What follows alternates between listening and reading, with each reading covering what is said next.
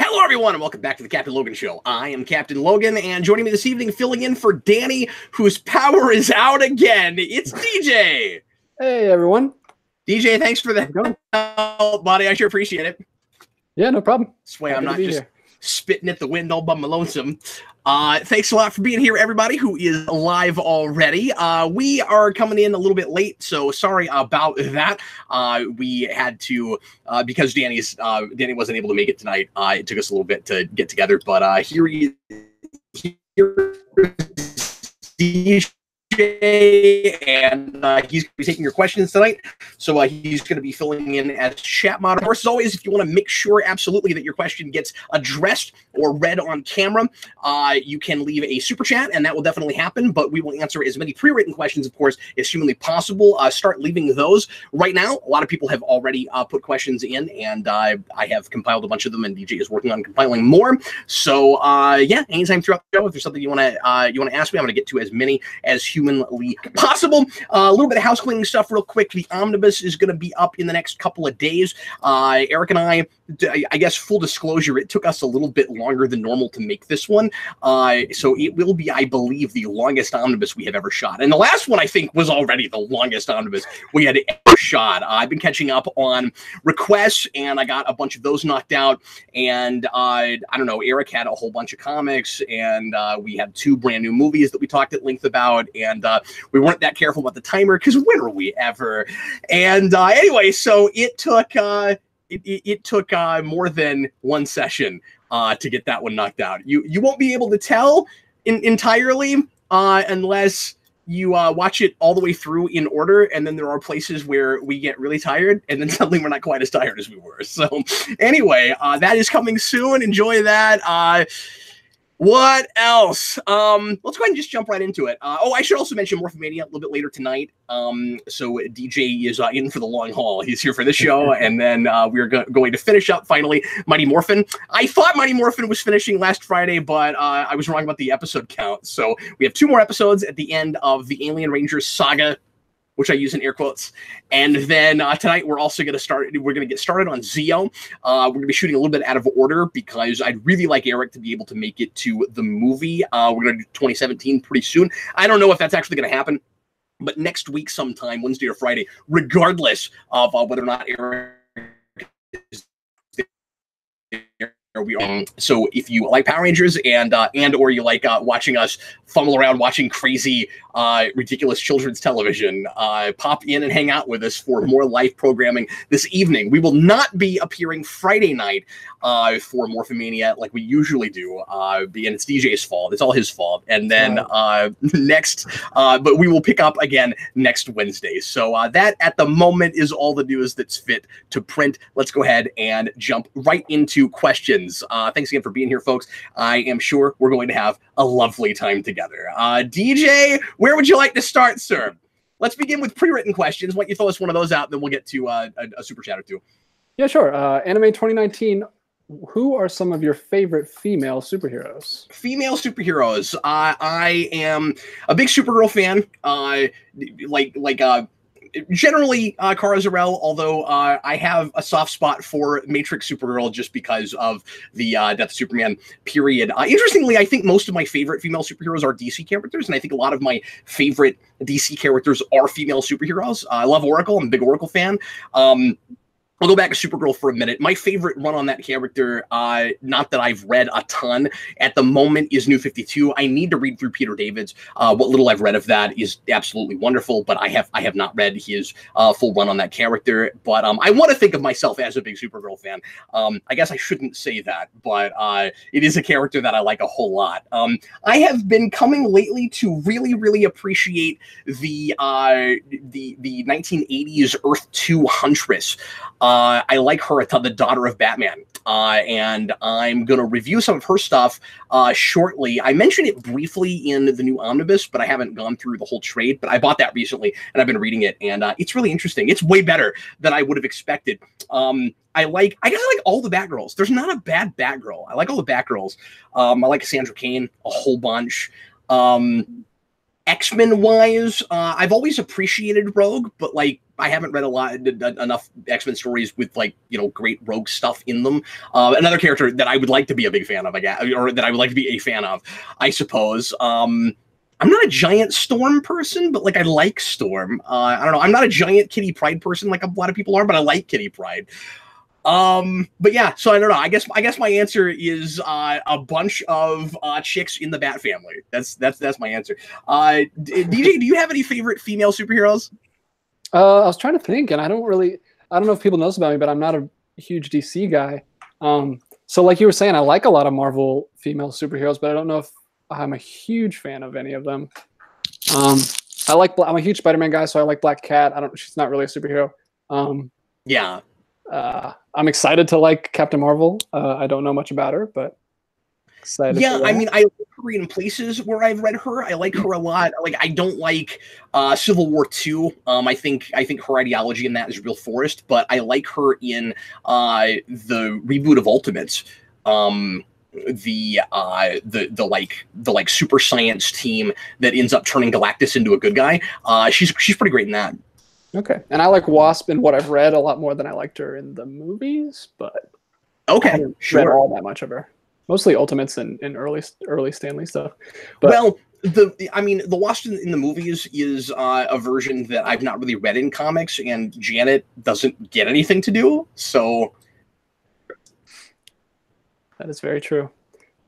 Somebody says Jubilee is the best X-Man. That's insert clever name here. Man, I've never liked Jubilee that much, but I've only really looked at her in the in the cartoon show, and she was kind of just there to be like whiny, 90s angsty, superhero chick.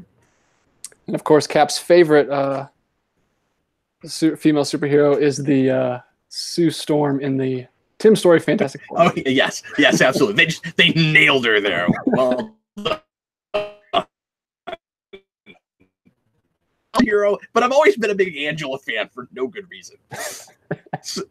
Spawn Angela, and I guess Marvel Angela is okay, but and now because I've sold my whole Spawn collection, I for some reason still collect Marvel Angela. Let's move on. Here's a quick one. The super chats. Okay, sure. Let's do that. Yeah. Go ahead and knock one of those out, and then we'll jump back to the pre-written if you would. Yeah, first super chat is from Supreme. Well, he didn't say anything, but Supreme Overlord Shimra gave us $1 super chat. So yes, thanks for that. Go ahead and go to the next one that is actually a question. Yeah. Grady Childs, thoughts on Endgame having a possible 3-hour runtime with an intermission. Also, we can talk about that first, and then I'll ask the second one. I had not heard about the intermission. That's smart if they're doing that, I think. And I think that's classy old school Hollywood. Like, I would really like to see more longer movies do that. I have been to plenty of 3-hour movies that don't have intermissions. I think it's like, I'm saying I like the idea that they're doing the intermission. I don't know that that's, if that is the case, because I have not read that. I don't know that that's absolutely necessary. Like I said, I think it's classy.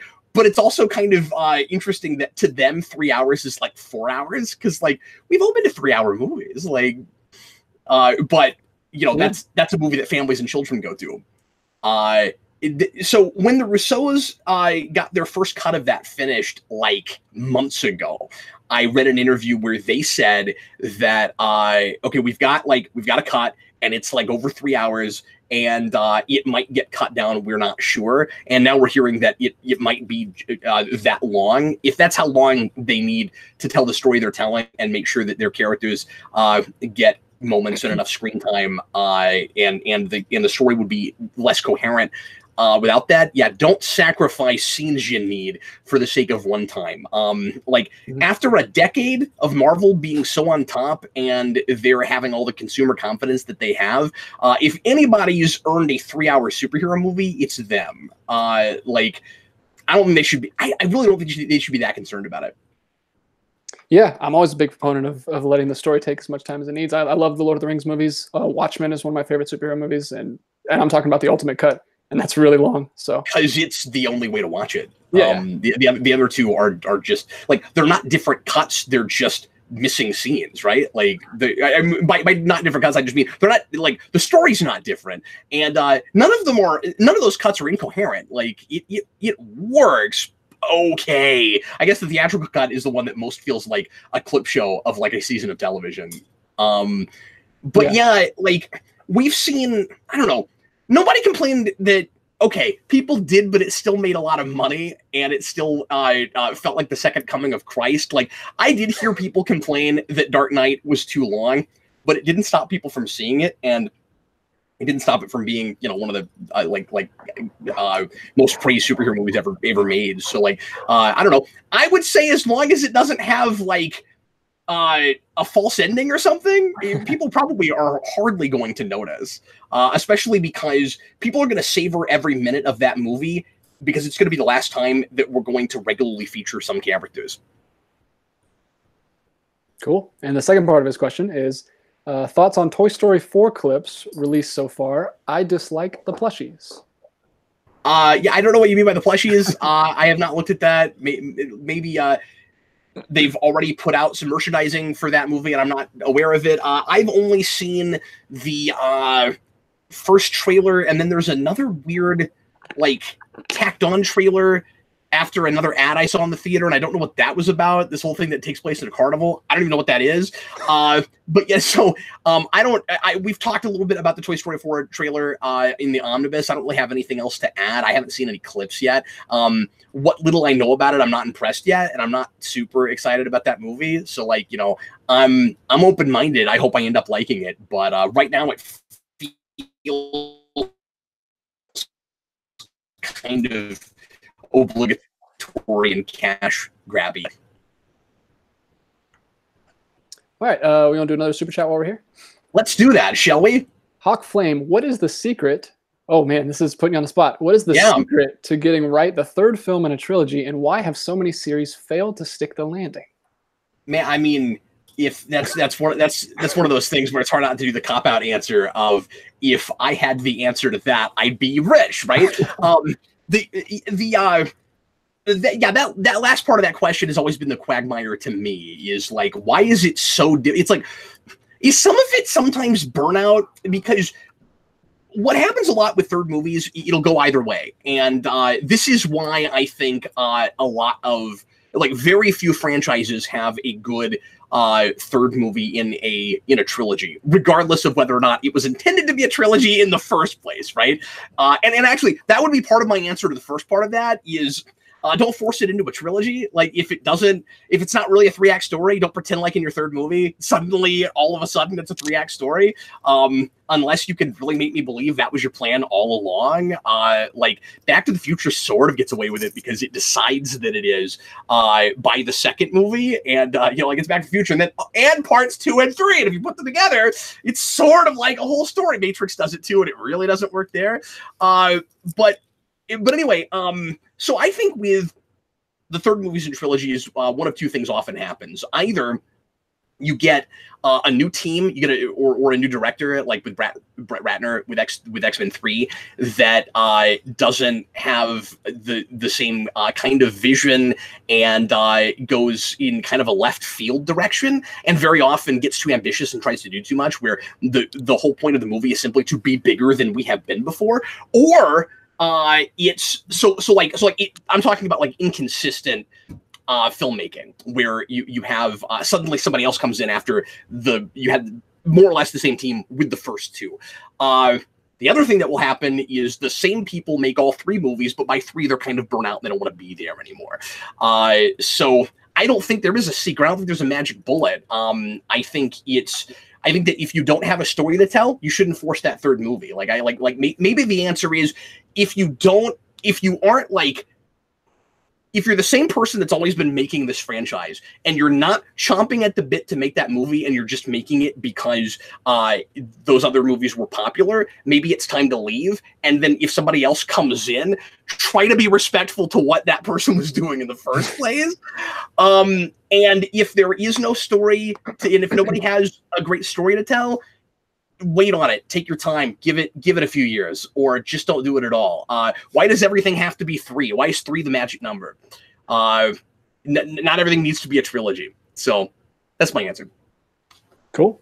We'll switch over to pre-written for a second.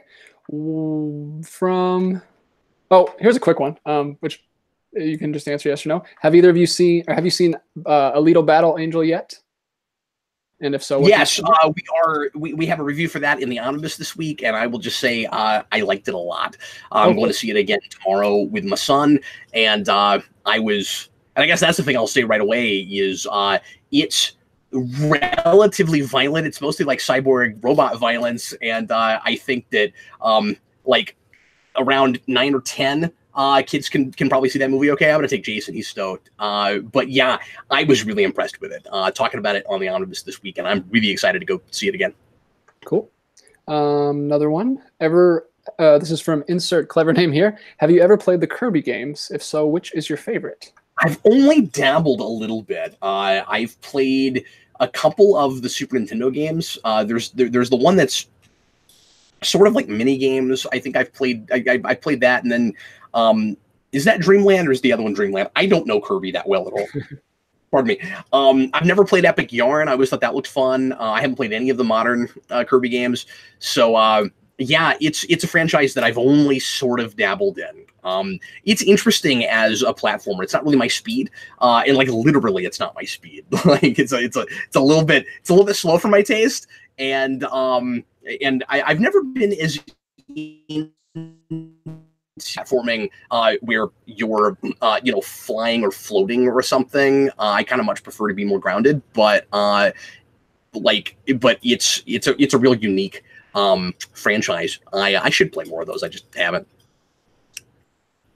Superstar Saga, yeah, that's what that mini game Super Nintendo game is. Okay, anyway, moving right along.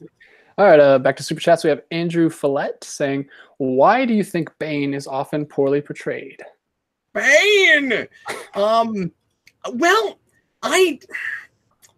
I mean, I guess so. I'm running through like the list of screen bans, and I'm like, well, I guess that is true, right? Like, I've been talking about this a lot lately. I still can't decide if he's poorly portrayed in Dark Knight Rises or if like the writing is just not interesting enough by the end ultimately, because like. That is a performance that's really easy to make fun of, and yet it's like nothing I've ever seen before. And if they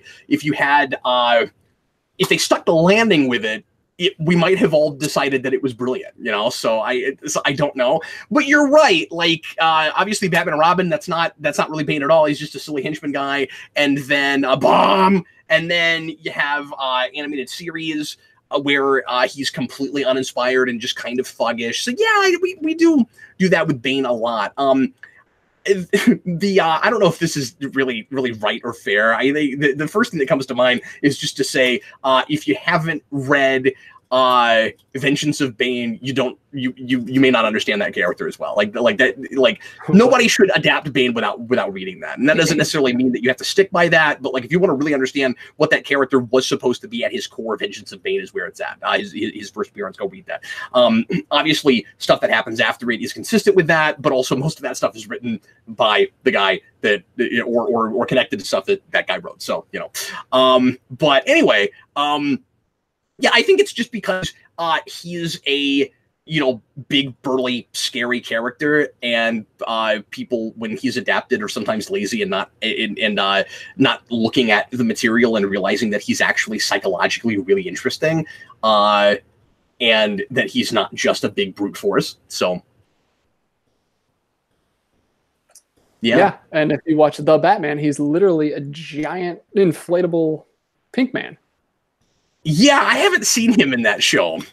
Oh, you haven't? He's like this little skinny guy, and he like pushes a button. Oh wait, no, he's there right at the beginning, isn't he?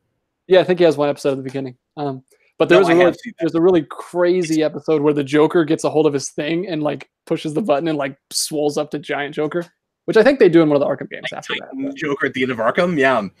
But they did it first in the Batman. Yeah, and he's not great in the Arkham games either. Yeah, I don't know. It's like, okay, they got his accent right. Good job. Okay, here's a fun one. What else? Let's go back to pre-written questions, shall we, sir? Okay. Well, then I'll switch gears. And DJ, feel free to jump in at any time, sir. Well, I mean, like I said, I'm not a huge DC guy, so I'll let you take care of those ones. But Kellen O'Rourke asks us, if it happens, and I do have opinions about this, how do you want to see the Marvel Netflix characters rebooted? So this is tough because it was done in such an inspired way in the first place that it's difficult not to simultaneously say, well, it would be nice for them not to get too far away from the like darker street level crime drama stuff that they had in the first place, knowing that they probably won't go straight up rated R, but at the same time, you also don't want them to do precisely what Netflix did with a reboot, because if it's not as good or better, and I think it almost has to be better because it's going to be hard to win people over because people love that stuff so much, you're absolutely screwed. So it's really difficult to say. I don't think the tone of that should be more in line with MCU or anything. I don't want everything to have to feel like it's just MCU superhero. You don't want it all to have exactly the same tone. And I'm not saying that MCU has that, but as Eric and I have talked about at length, to some degree, like there is kind of a house style with those kind of. And the nice thing with the Netflix shows was that it was its own pocket and it had its own style that really fit those characters. So I hope it's not watered down, but I can really only throw out like broad, generic, notions about that. Like I really don't know how you do that, DJ. Like how do you not get too far away from what it was, but not, but not just be like exactly the MCU kind of tone. Mm-hmm. Yeah. Where would you like it to appear? The shows. What do you mean? Like Disney Plus or in movies or. I mean, the way they've been talking about it, it seems like the streaming service is where it would go. Like, I guess maybe it is possible there could be like a Daredevil movie or something, but like those characters, and maybe we're just spoiled because this is how we've seen them lately. But I mean, like Daredevil especially just better suited for serialized. I guess you could say that about all the Marvel characters, or at least a lot of them. Like, I'd also love to see serialized Spider-Man in live action, but that'll never happen.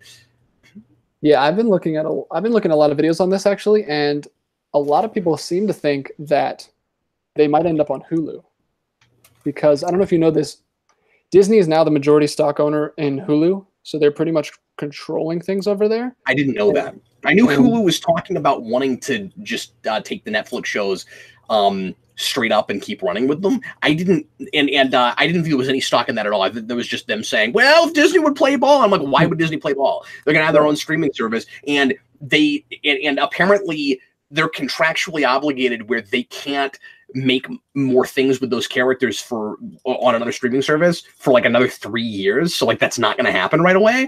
Yeah, I heard at least 2 years. Yeah, is that what it is? But I didn't know that. I didn't know they basically owned Hulu now. Yeah, once the Fox merger went through, they own the majority now, and they also they just signed. You saw that they signed a deal with Hulu. Also, they have Runaways on Hulu. And they just signed a deal to do those 4 adult R-rated series on Hulu. You saw that, MODOK. Yeah. And all of those. So I think there's a good chance they show up on Hulu.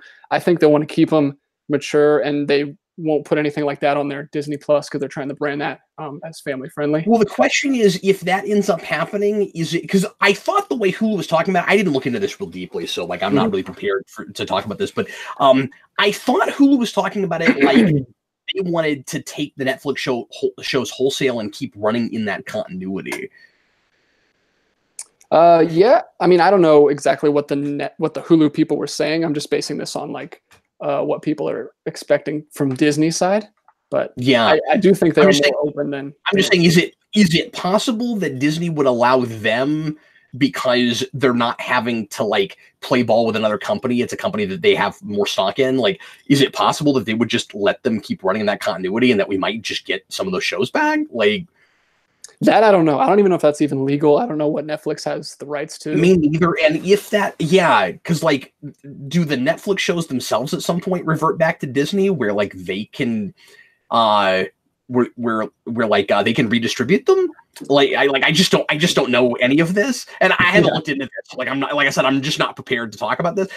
But we actually brought this up in the omnibus, and it sounds like our conversation is going to sound really stupid now that I know that, because I didn't know that. But it occurred to us that I think this point is still valid, that Netflix has a lot of those actors seemingly, if not under contract, like constantly hiring them for other things. So I doubt if very many of those actors at all will even be available at the time that somebody else is making Marvel shows. So like, I kind of don't see, even if it was legal, how they could possibly continue in that continuity. I feel like they would have to reboot.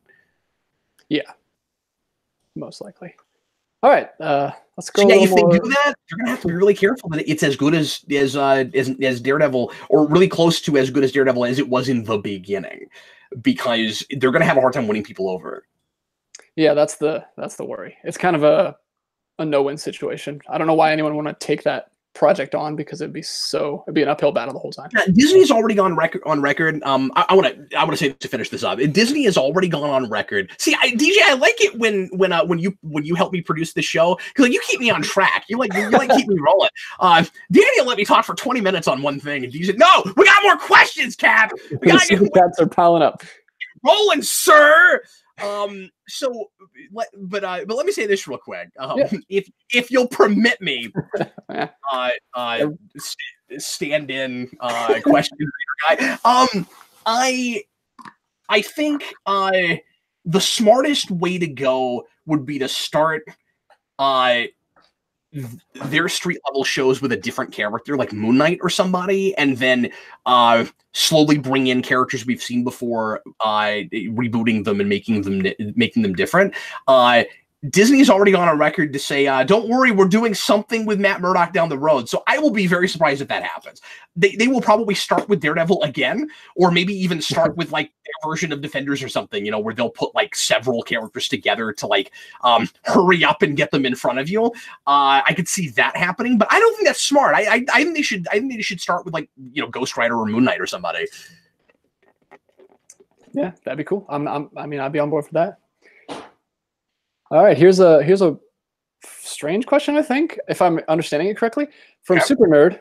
What do you, I think he means personally you, do to protect the environment? Is that a super chat? Yes. It's a little personal, isn't it? I don't know if he means you or if he's asking you like for a solution. Like, what do you do to protect the environment? I don't know. That sounds like just a personal like Cap, what is your carbon footprint like? I recycle and stuff. I don't really know. I'm somewhat environmentally conscious, not to like a real super great extent or anything. But like I'm conscious of it. Man, I don't really know how to answer that. Yeah, putting you on the spot. I also don't know how to save the world. Okay, I just don't. Like our hearts have got to be more in the right place, and we got to think more about the future rather than just how to fill our pockets right now this very second. That is as soapboxy as I'll get on that.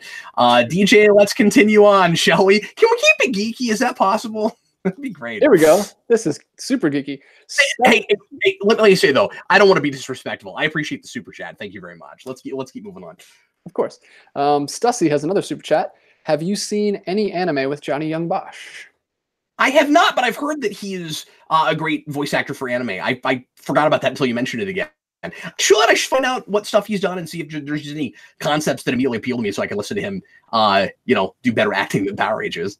Yeah, that's fascinating to me because he's so quiet and like he doesn't seem like he'd be a voice actor. True. It'll be fun to listen to him emote and speak way too fast. I really want to see that. All right, we'll jump back to some pre-written. Yes, please. Thank you.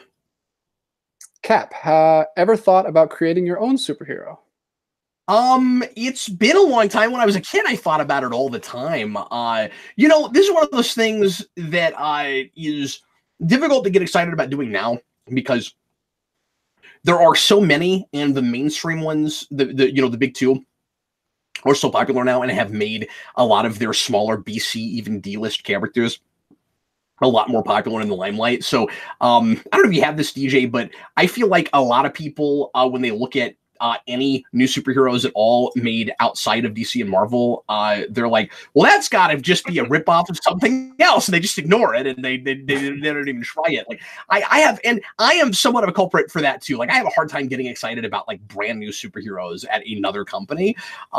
It's not fair, but it's just there's so much of it, right? Yeah, like, I have a very recent example of this. I recently just finished Umbrella Academy, and I loved it, and I can't recommend it enough. And I'm hearing people just call it an X-Men ripoff, and it's really bothering me because it's not just X-Men. Just because you have a team of people with superpowers doesn't mean it's just an X-Men ripoff. But yeah, that's just me. Are you there, DJ? Sorry, you cut out on me for a minute. Sorry. So you heard nothing I said. we got a little robotic there for a second, but like that's probably an influence, but that doesn't make it just that doesn't make it a ripoff, certainly. Yeah. I'm glad you heard. And if everything has to be completely perfectly original, then we shouldn't bother. No, that's not gonna happen. But yeah, I've talked about this before when I've come up with a couple superheroes in my life, but when I was much younger. When I was a kid in like first grade, I had Tornado Man. Have I ever told you about Tornado Man? I don't know. He wears like a big brown winter coat for some reason, and when he can turn on his powers to various degrees. So if he wants to fly, he just turns into a funnel cloud. He just floats, and he can turn it on at full tilt, and then like spin around. And he got his powers in a Stan Lee-esque like science experiment gone wrong, where like he swallowed a like micro tornado. And I'm still somewhat proud of this. You know how the sizes of tornadoes go from F1 to F5. His supervillain, his arch nemesis, was F10. So was he another tornado wielding? Yeah, but a really big, scary one with like huge red eyes and like he had like jagged teeth that like floated in a tornado. Because that was the extent of my drawing skills, and remains the extent of my drawing skills. I also came up with a superhero in high school or right after high school called Nocturne, and then I came to find later that there's at least one other character in comics named Nocturne. There's probably also a Tornado Man. In First Class, there's a Tornado Man. But I have a recommendation for new viewers. If you want to go back and listen to Cap talk about this, he did 2 great podcasts with Vince. They did one where they invented a superhero storyline. I forgot all about this. It was terrible. Don't listen to that. Equilibrium and The Hater. The Hater! And then they did another one where they just try to come up with concepts for superheroes and villains. I think it's just called Cap and Vince Come Up With Heroes and Villains. And you had the pressure cooker and the cellist. I remember all that. Oh, man, I forgot about all of that. Wow. Yeah, I miss doing stupid improv stuff with Vince. I got to get him to do more of that with me. But yeah, check that out if you guys haven't yet. It's hilarious. Stuff coming out soon. Vince is actually coming over later in the week, and we're going to do a spoiler cast for Punisher season 2. I just finished that like a week ago, and I'm trying to keep it in my head. So hopefully, I have something akin to almost an insight about that season. But we are going to talk about that, and might be able to get him to do another show with me while he's here. Maybe we'll do some kind of silly improv stupid thing. It's been a long time, just for old time's sake. Anyway, what else, DJ? Are we still in pre-written? Do we have a bunch more super chats? We have a few more. Okay, let's do one more pre-written and then get back to the super chat, shall we? All right. We've still got about 25 minutes, so we're because DJ's cracking the whip tonight, so we're just rolling. Sorry, guys, trying to roll. So Wanderer asks, Cap, what do you consider to be the strongest told stories in video games? See, everybody, it seems like the theme of tonight is ask Cap a question that he's not qualified to answer. I need to play more narrative video games. I really do. I've said this 1,000 times. The first game that made me go, oh, maybe video games can be more of a narrative medium was Arkham. I hear wonderful, wonderful things about BioShock, which I'm going to try to play through sometime this year, maybe do a video on it, because people keep telling me I need to do that, and have been for years, because that game's, kind of old now.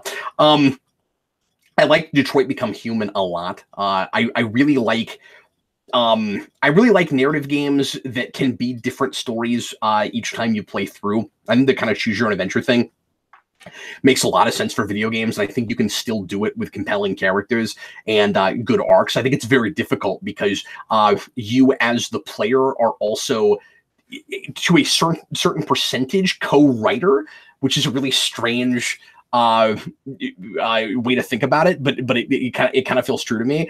But I like those kinds of games because it becomes more about the narrative than it does about the gameplay. And sometimes I think video games that are really story driven have a difficult time deciding how important the gameplay side of it, being a fun and challenging game is versus the narrative. Like, they have two different goals, and I think it's the only thing I can think of. I guess comics have this to a degree, sort of, at least with readers, where some people don't care about story at all. They just want great art. And some people don't care about the art. They just want great story. So you could say that sometimes in comics, it has two goals. It's about two different things, but they're more intertwined. They speak to each other more. With video games, those two things can be completely separate, to the point where I can still love a game and want to go back to it even if the story completely sucks. Where it's like, okay, that was just an excuse for a great game, but the game is great, so I don't care. I've never had that with a comic, where I'm like, well, the story was the worst thing ever, but at least the art was good. Like, it can be fun to look at, but then I just want to take the pictures off, you know? Although I guess it can be like that with video games sometimes too, where you're just like, well, if I could just skip the cutscenes. But anyway, so like, I don't have a lot of other really great examples besides the Arkham games, and I guess the Spider-Man had a good story. And again, Detroit Become Human, and some of the Telltale stuff, because I've not played enough narrative-driven games. People say great things about Mass Effect. John Early just mentioned that. I tried to start that at one point, and I'm not an RPG guy, so I could not figure out what I was doing. So I need to at some point go back and try to play that. But all right, cool. So we have a super chat from Supreme Overlord Shimra. Am I saying that right? Shimra? That's real ominous name. It's horrifying. I better do a good job of the super chat. Well, it should be pretty easy because it's just a yes or no. Are you getting the DS9 documentary / season 8 pilot? Oh, yes, absolutely I am. I forgot that this was happening. I don't know when that comes out, but yeah, it's interesting. And I don't want to talk too much about this because I can't remember what the whole season 8 pilot thing was about. But yeah, they're doing, I don't know if it's like somebody that was involved with that show just like writing what a pilot might have been like, or just the people making that movie. I forget now what that whole thing is about. But yes, I'm very curious to see what that's like. So, all right, jumping back to pre-written. Captain Logan from John Early. Tell me which one you dislike more: The Dark Knight Rises, Spider-Man 3, or X-Men: The Last Stand? So Rises is absolutely at the bottom of that list. That's easy. That movie is definitely better than the other two. So that's immediately out of the running. That's not hard at all. I get why you put that there, because I've been very critical of that movie, but it is still leaps and bounds above those other two movies. Absolutely. It is difficult with X-Men and Spider-Man, and with X-Men 3 and Spider-Man 3, because they both ticked me off in similar ways at the time. Cause I found both of them offensive. And people have argued with me on this, but I stand by it. With Spider-Man 3, I found it offensive because that movie seems to not realize that its protagonist is basically a murderer and just gets away with it because he doesn't end up actually killing anybody, but he sure tried to. And like, yes, there was some mind control involved, but like, go back and look at that. Like, he gets off a little bit too squeaky clean. And then obviously stuff with Mary Jane I also thought was offensive. I don't mean like offended my like political sensibilities or whatever. I mean like as a viewer, you know what I mean? In a story kind of, it insulted my intelligence. And then X-Men 3 insulted my intelligence in the way it just like killed off people, but that I really liked and cared about, but tried to keep me like entertained with jokey things. That was ridiculous. See, I don't know. After we redeemed that franchise a little bit, and then unredeemed it with Apocalypse. But after we sort of redeemed that franchise a little bit with Days of Future Past, I had a hard time when we did the Mania being as irritated with X-Men 3, but it's still not a thing I like to go back and watch. It's very difficult to pick between those two. I think if you put a gun to my head and ask me which one I would rather watch, it's probably X-Men 3, but I think it's maybe shorter. I don't know. That's hard. Do you have an opinion on this, DJ? I would probably be more likely to go back to Spider-Man 3 than X-Men 3, even though I really don't like Spider-Man 3. X-Men 3, I just never think to go back to. It's just like there's nothing in that for me at all. I don't know. Yeah. But that one's tough. Those are both on pretty equal footing for me. But anyway, what else you got? I got a super chat from Thomas Edgehill. How should fans deal with things that don't fit with canon, but makers say is? As with Discovery, Matt and Harley alphas win. What? Hold on. Let me find this so I can also look at it. What? Okay, so these are three different things. As with Discovery, Bat and Harley alphas. What? WinCap can't play back. I'm getting lost in this question. Please help me. Okay. Ash fans deal with things that don't fit with canon, but makers say it is like it is. Yeah. Okay. So, those are just three examples, I think. Of course, yeah. So of course, and I'll look at the rest of this in a minute because those are different, the disconnected things. I don't know what Bat and Harley alphas means. I don't know what that means. Oh, okay. I don't know what alphas is. Batman and Harley, I think he's talking about like that versus Batman and the Animated Series. I don't think the creator said that was actually in that canon. I think it was just in that aesthetic. I might be wrong if they said that. Yeah, I have a hard time not just straight up ignoring that. It's ridiculous. But the nice thing is it's so set apart from the rest of that you can that even if it is canon, it's very easy to ignore. Discovery, I can't wrap my head around. It just isn't like it just doesn't fit. It can't possibly be. It just doesn't work. The nice thing about Discovery now, and this is complicated, and I don't want to get into this hard. I talked about it a little bit on the omnibus. There have been some revelations about the rights issues with Discovery, where DJ's leaving because he just doesn't care about Star Trek. Bye, DJ. He's got to do something. Well, anyway, so I guess I'm flying solo now. He'll be back. Anyway, as far as I understand it, the rights issues with Discovery with Star Trek right now, make it such that Discovery is actually literally as far as the rights of it go, literally cannot actually be in continuity. So no matter what CBS says, it actually isn't. And that when they say it's in the Prime universe, that is accurate, but Prime doesn't mean original continuity because so Paramount, when they made the Abrams movies, had to relicense Star Trek from CBS. And when they did that, their stuff had to be a particular percentage, and what's been thrown around is 25. I don't know if that's completely accurate, but it has to be a particular percentage different from what we had before, which is why they had to reboot in the first place. So it looks like it actually, when you look at the actual canon of it, it has to be what the IDW comics have said it is, and what the movies never really came right out and said. But it physically can't be in that continuity because they didn't have ownership of it. So when Spot Prime goes back in time and reboots, he's not rebooting out of original continuity. He's rebooting out of something that looks more like original continuity in a different universe and going back in time either to even a separate universe and back in time or in his own, but it kind of doesn't matter. There's paving over stuff because that's not actually the world we know in the first place. It's very complicated. But fast forward to Discovery. Now, this is the part I don't understand, but apparently Discovery was made under the same license that the Abramsverse was, even though it is a CBS show. I don't know why, but apparently they actually could have made that show in Abrams' continuity if they had wanted to, and they chose not to, because I guess they thought they could win fans over more if they tried to dupe us into thinking that it is in original continuity. But again, because it's under that license, it still had to be like 25% different from the rest of Star Trek, which is a lot of why it doesn't actually line up.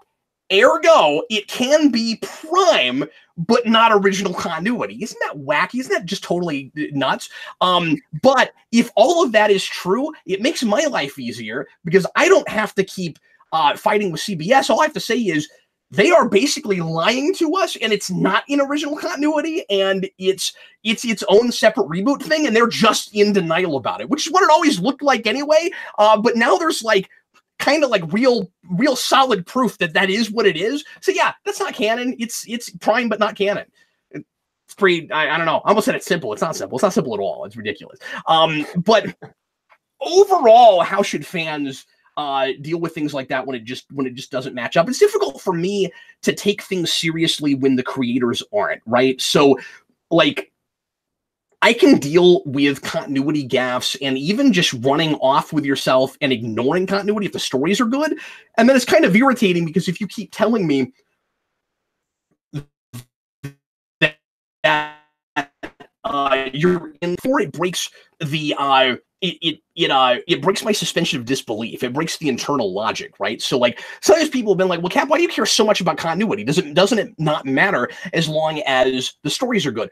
Well, yes and no, right? Because like I don't want to be a prude about continuity, but the problem is if you are telling me that this story counts in the same continuity where where you're using the same character and they're suddenly acting out of character, that's really difficult for me to get my mind around, right? Like you can't really have your cake and eat it too on this. If you're saying that you are basically adding to an ongoing story as opposed to starting a story completely over, then what happened before does matter to a degree because you're not playing fair with your audience otherwise, because it's part of the internal logic and suspending my disbelief. That's why continuity matters. So ergo, if you as a writer don't care about continuity, then pave over, start over, do something else in the first place. And it is very rare that both things happen. It's very rare that somebody completely ignores it. This does happen in comics a lot, but in movies and TV, it's very rare that somebody like completely ignores everything that came before and the story's good. Usually that just means that that person is being kind of lazy in the first place. It's not always the case, but that's so for me, like it's I don't know, it's difficult, it's complicated, but like as a fan of a property, if the stories are really good, I can still enjoy it, but it's hard to not ignore it completely if it just doesn't fit at all with the continuity you had before. Cool. And he clarified a little bit. Alphas was another example separate from Batman and Harley. And then he asks, I just don't know what that is right off. And when is Cap Can't Play? I've heard of Alphas, but I don't remember what it is. Yeah, I've heard of it too. I think it was like a People with Powers show, like kind of like Powers and sure, but I don't know how that fits in that list. Like, is it part of another continuity? Like, yeah, he clarified later. He said that the producers announced that it was part of the Eureka and the Warehouse 13, like they were all in one universe, which is really weird. I've never heard of that before. Oh, I've watched Warehouse 13. That is really strange. Yeah. But yeah, the continuity thing I can go on all day about. I'm sorry I went so long-winded on that, but it's difficult to give a soundbite about that. And then when is Cap Can't Play coming back? I don't know yet, honestly. I'm so behind on stuff. I haven't gotten a rewind out in over a month, and that's the thing that needs to be my focus when I get back to other things that aren't omnibus things. So I don't know. I was going to try to do one last weekend, and I just did not have the time to do it. So it's funny because some people are begging me to bring that back, and some other people are saying, "Well, Cap, you've got to prioritize Rewind. If you have time for that, then how dare you do that instead of Rewind?" So I'll, I'm gonna compromise as well as I can and get one knocked out or try to get through Arkham in like an afternoon or something at some point. Although that's wishful thinking. It will take longer. All right, we have a few more. DJ, we've got maybe 10 minutes. So yeah, let's prioritize those. Give me another super chat and then give me one more pre-written, and then we'll finish the super chats. I want to make sure that we're not shafting the pre-written folks. All right, sounds good. Grady Childs, thoughts on Mario Maker 2 for Switch? I got a Wii U for the original, and I can't wait to make levels for you to play. Great additions to Cap Can't Play. So there we are, back on Cap Can't Play. I am so excited about that game, and didn't think I would be when it finally got announced. And I don't mean I didn't think I'd be excited about it. I just didn't think that I would see a trailer for Mario Maker 2 and it would blow my mind. Like we've just been porting things from Wii U. I thought we'd just get a port. I think everybody thought that, and a lot of people were complaining that we didn't do it earlier. And then when we find out, oh, they've been developing another game.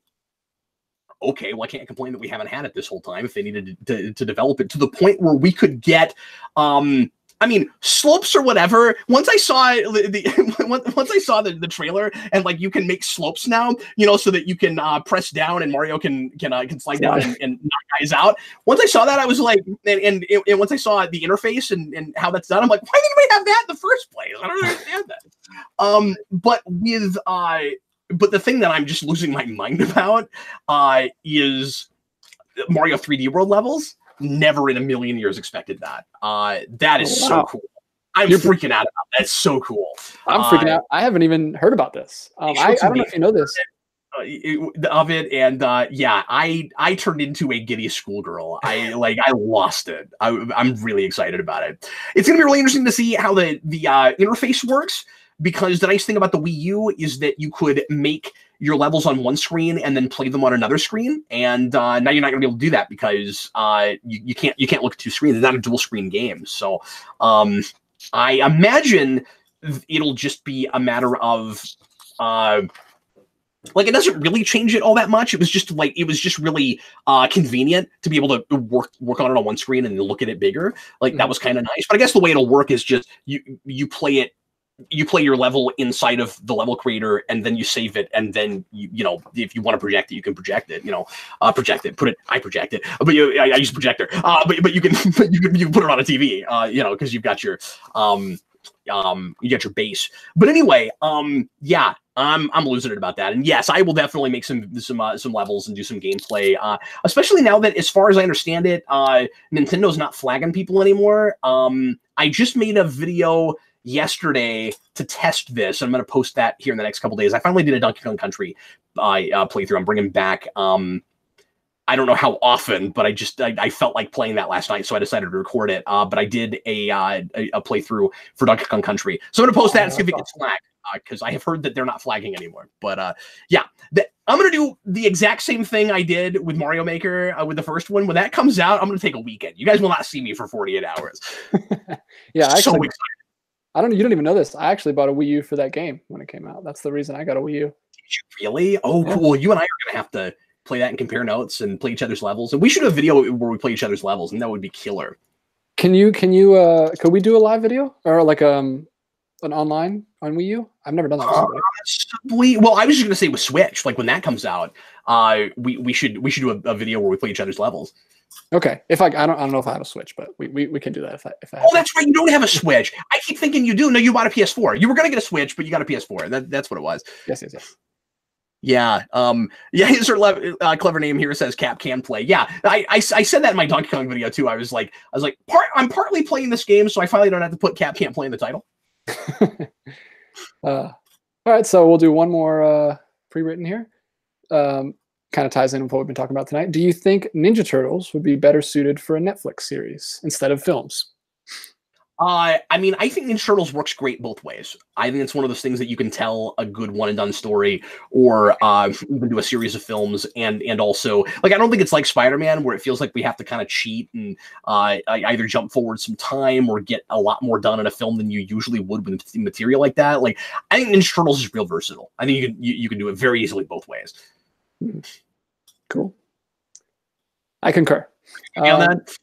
Yeah, I am, because Spider-Man's so like incremental and like the stories build on each other. Turtles, they kind of have like this section of stories where it's like about the streets, and then they go like to space for a little bit, and then they go here, and there's like a lot of different stories that you can tell, like separate do really gradual character arcs or not. You know, you can do really action-driven turtles that is a little bit more surface but really fun. Like, or you can do something that's got a lot more character dimension. Like those things are all valid with turtles. A lot more than Spider-Man is like Batman, where there are a bunch of different ways to do it. I actually think Turtles is almost. I'll go that far. Wow. Yeah. Yes, I do. Okay. How many more super chats do we have, DJ? 4, I think. At least 4. Those knocked out, sir. All right, William Parcell, what do you think of the ongoing trend of entertainment creators attacking fans for having criticisms? It seems to be everywhere anymore. I have talked about this a lot because it comes up a lot, and I don't want to just totally shaft your question, but I'm going to be honest, I'm kind of tired of talking about this. Like, it is a really prevalent problem, and I am just a broken record about it. The first thing is I think creators need to be classier, and it's just not good business, right? Like when you just start alienating an entire part of a fan base because they didn't like the thing that you made. Fans can be really vicious, and these days on the internet, the fan bases are very often way too volatile. It's ridiculous. So, like, sometimes creators will say things to them that aren't even wrong. I just don't see. It's just venting, right? Like I don't see how you're solving any problems doing that. Eric always says Twitter is the worst thing that ever happened to us. I think he's right about that to some degree. It is, in some ways, it's wonderful that we have an immediate way to talk to the people that make our entertainment now. And in other ways, it's a high-profile piece. I'm not looking at all the criticism, and if I am, I'm not going on record and talking about it. I'm just like, I just take the things. What I would do is just take the criticisms that I think are valid and consider them, and let that influence my work later, and get rid of the things that I don't agree with, and ignore in the most positive way that I could use that word, or I should say ignore the criticisms from the people that where it's just a taste thing, where it's just not for them, you know, like everything you make doesn't have to be for everybody. And that's the problem with, I guess I am just talking about this now, that's the problem with commercial mediums, right? Where you have, they're expensive, like movies are expensive and TV shows are expensive, and they're made, they're bankrolled by people that want them to be as accessible as possible so they can get as many butts in the seats as possible. And that's part of the reason I think that a lot of things have become kind of politicized, where we're trying to use like certain like modern like ideas and progressive ideals and stuff to try to make pieces look important so that we can bring in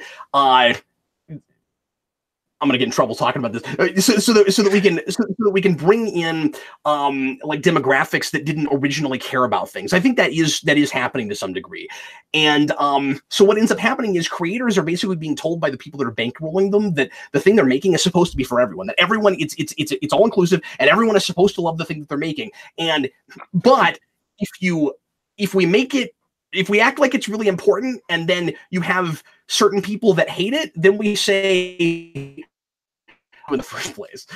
So it becomes like a real kind of double standard sort of thing. So like, I think that's, I don't know, I think that's bad for the society. I think it's dividing us. And I also think it's just really stupid business.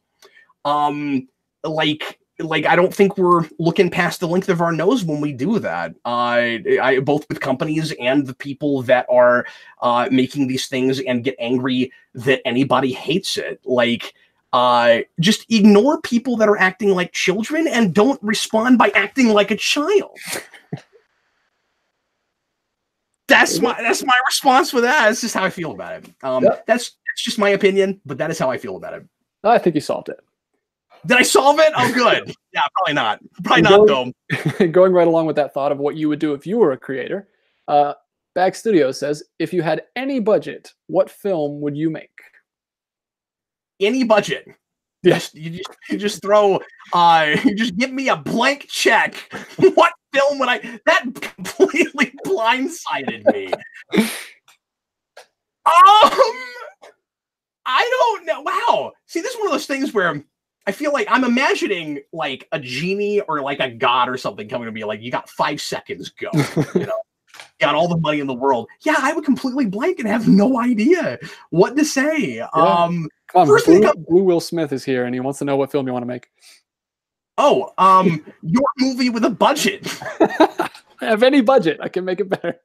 Any budget, I would make that look good. If in so doing, take the blue away and just let Will Smith be Will Smith. That's what I would do. No, I would probably make the first thing that comes to mind is the Zordon Lord Zed Power Rangers epic I've always wanted. That'd be awesome. Or like a legitimately great Krypton movie. I know I finally got my wish with Krypton and we made a TV show that I keep forgetting even exists. I forgot about that. But yeah, that's the first thing that comes. Yeah, you got another season. I think 9 people watched that show. I really do. I think it's 9. Also, maybe like I don't know, Space Ghost would be great. That's the thing I'd love to make. As soon as you say money is no object, I'm trying to think of the biggest thing possible.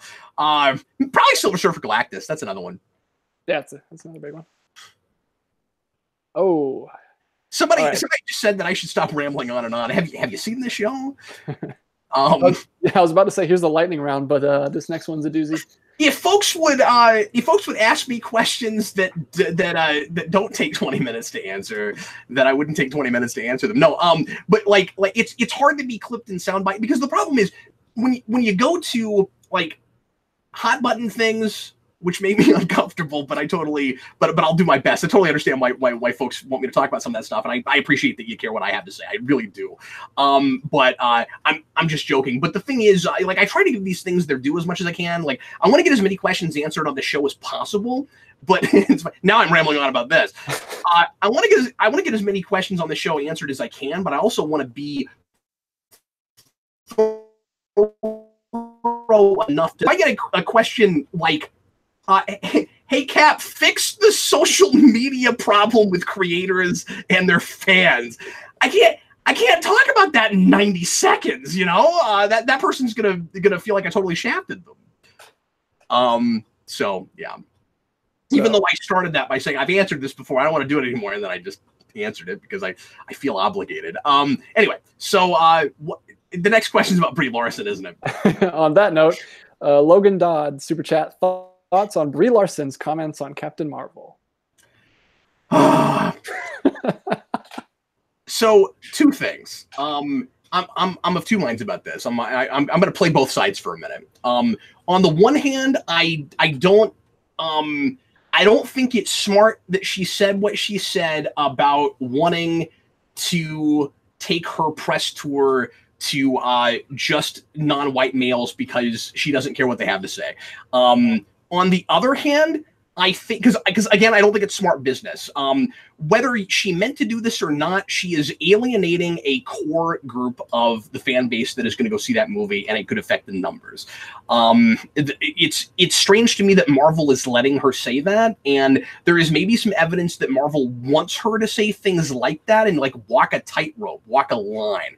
I've been reading into this a little bit, and that is a theory. I don't know that I'm not totally sure about that theory, but that is a theory that I've heard that Marvel wants that movie politicized to some degree to try to make it look important so that they can get more of a female audience.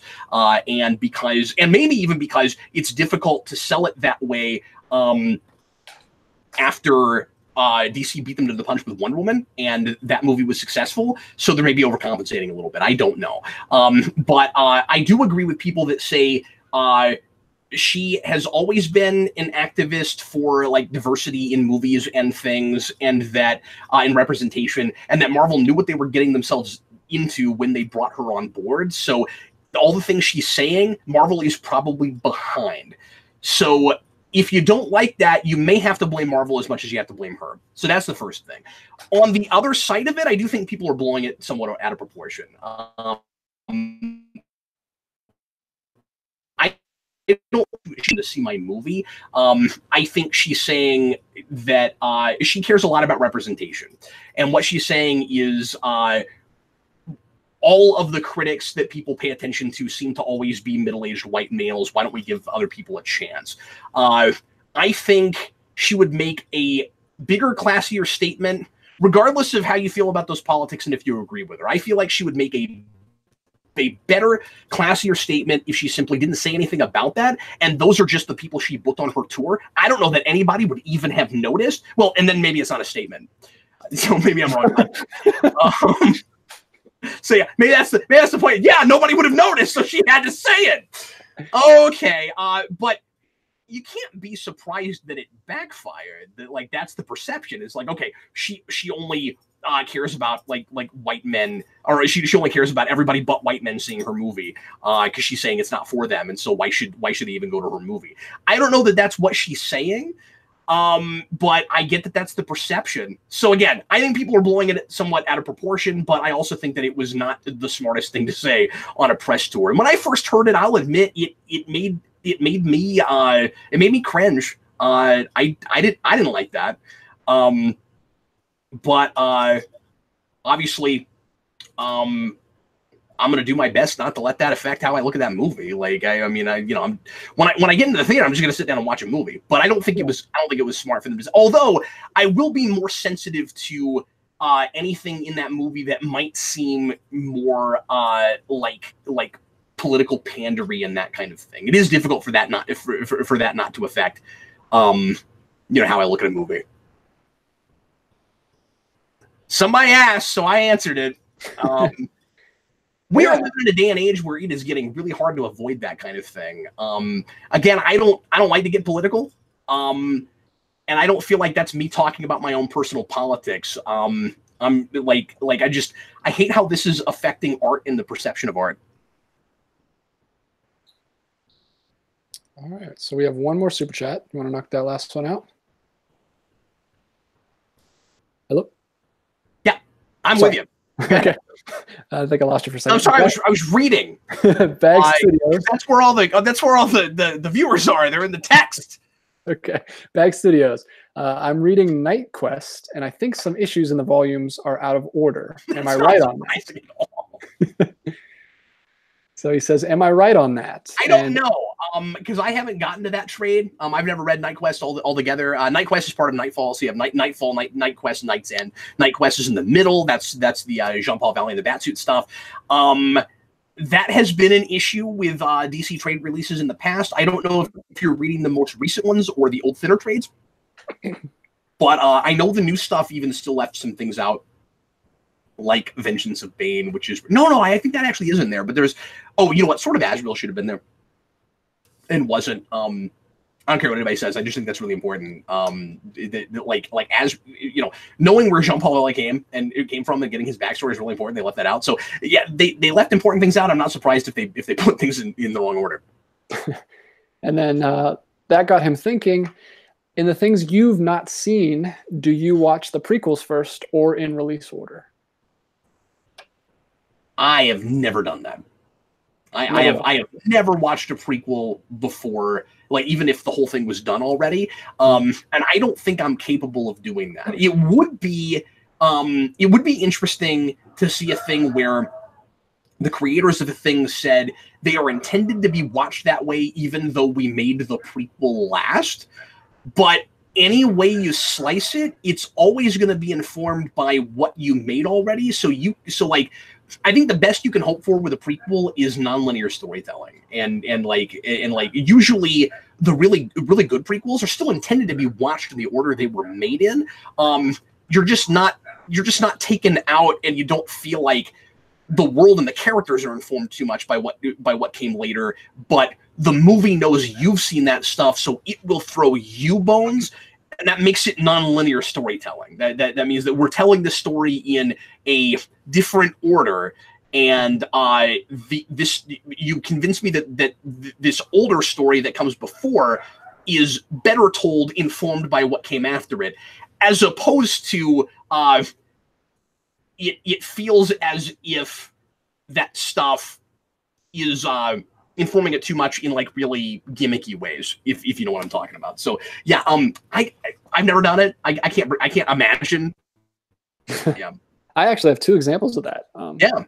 I did and I didn't do it on purpose, but I just got into things, and then I wanted to go back to the original. So I watched the first 2 seasons of Bates Motel before I'd ever seen Psycho, and that made me want to go back and watch Psycho. That's different. That's different. That's different. Yeah, it's a reimagining. It's reimagining. That would be like saying I never watched anything Superman before I watched Smallville. Smallville was for people that had never seen Superman. That's true. That is fine. I don't mean that it was solely for those people, but it was trying to bring them in. It was for different audiences.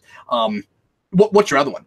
The other one is the same thing. I watched the first 2 Apes movies, and then I went back and watched the original. But that's also reimagining. So yeah, it's a reimagining. But because I found 2 of my favorite films. So they're wonderful. We do a lot of prequel reimagining. Which I think is better than straight up prequels much of the time. But the thing that and Gotham has this problem. Smallville maybe not as much, but like the risk you run is starting the story before the story starts, which is exactly what Star Wars did. Yes. Because like or hate the prequels, and what's funny is the one where the story starts before it starts, although arguably even Attack of the Clones is that way. But even though I'm saying that, Phantom Menace is still my favorite of those 3. Yeah. And I've never seen them. Wow, interesting. That might be why you have brain cells. Well, we're doing Morphomania, so. Oh, well, that's taking away all of those. Yeah. That's unfortunate. Well, on that note, we're going to go on and lose some more brain cells here in just a minute. We're going to do some Morphomania in about 10 minutes. So if you want to hang out with us and watch some Power Rangers, come. If you want to see the command center explode, spoiler alert, come watch Morphomania tonight. And thanks so much for watching tonight, folks. Sure appreciate it. We got into some deeper, heavy stuff tonight. I want to do questions justice and actually answer them and not just beat around the bush and dance around it. If you don't agree with me, that is called life, and we all have different perspectives and come from different places, and life would be a very dull, or the world would be a very dull and uninteresting place, and we would not be challenged at all if we were all exactly the same, and we should not be. And I am really good friends with DJ, and I agree with very little of anything he says. So I just think it's important that folks figure out how to get along and respect each other's opinions, and maybe be open-minded enough to figure out why someone thinks differently than they do before we immediately start vilifying the other side on things. That's my soapbox. That's Cap's soapbox for today. And thanks so much for watching. Sure hope you enjoyed it. And in the meantime, we're going to go on. We'll be back again in just a few minutes for another live show, and Omnibus coming in about 48 hours. Hopefully not much more than that. I'm Captain Logan. This was DJ. DJ, thanks so much for filling in for Danny. I sure appreciate it. Yeah. See you in a little bit, guys. See you later, folks. Bye.